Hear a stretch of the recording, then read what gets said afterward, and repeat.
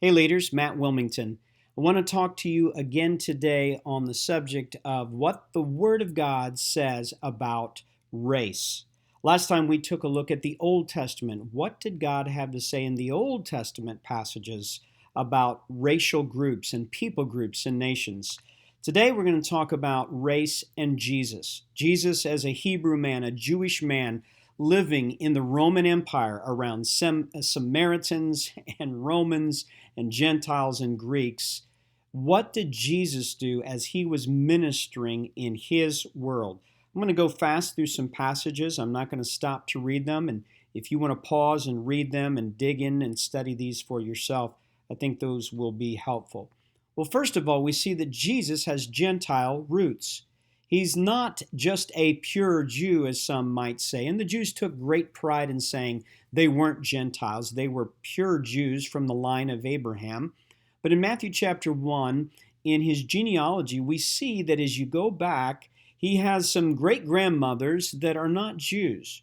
Rahab, who was from Jericho, she married into the Jewish family, and she was a Canaanite, and God blessed her, and he brought her into the family. And as we go further into his genealogy, we see Ruth, that famous book of Ruth, that love letter where Ruth was a Moabitess and she married Boaz, and both of them are in the line of Jesus. In Matthew chapter 2, we see that after Jesus was born, his family had to take him down into Egypt under cover of darkness because Herod wanted to kill baby Jesus.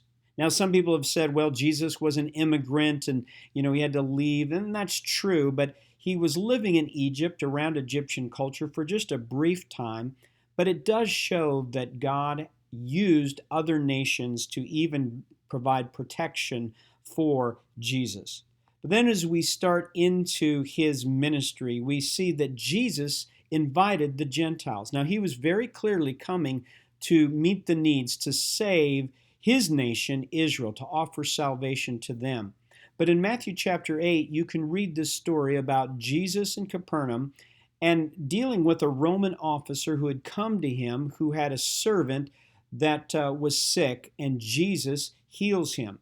The point of the story, yes, healing, but to see that Jesus says, at this time, he says, I see no faith in Israel like this man. And at that point in verse 11, he prophesies, he says that many Gentiles from around the world will come and sit down with Abraham, Isaac, and Jacob. Remember, although God loved the Jews, he had always opened the kingdom up to all people groups.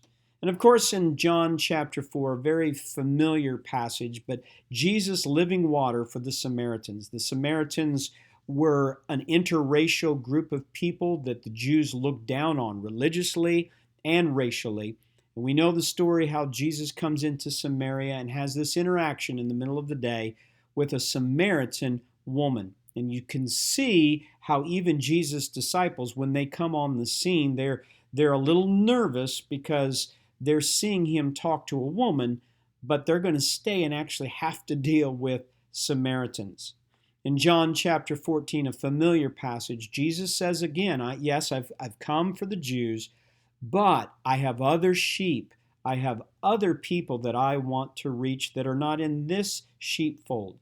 And he keeps letting people know that he is going to be reaching out beyond the Jews. And we see this story in Matthew chapter 15 that as Jesus goes out and he's healing different people, this one woman, this Gentile woman, she comes and pleads for him to heal her daughter.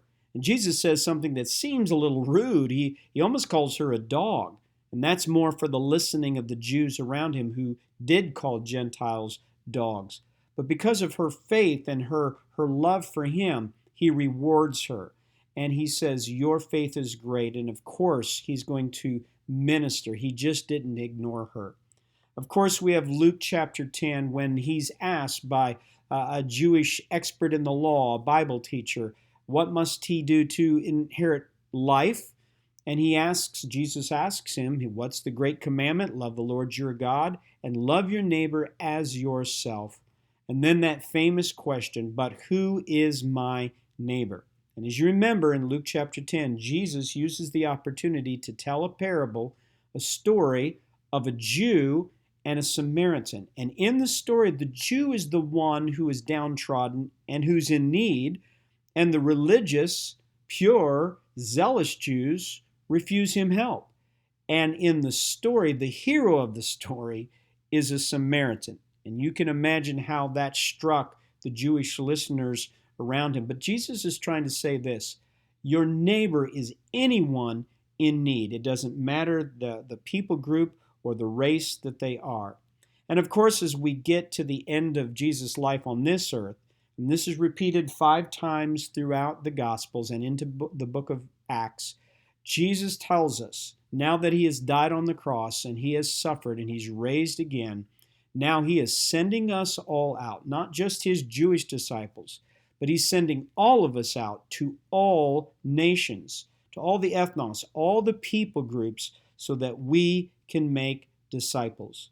Jesus loved all races, all groups, because Jesus is God, and we need to be like Jesus.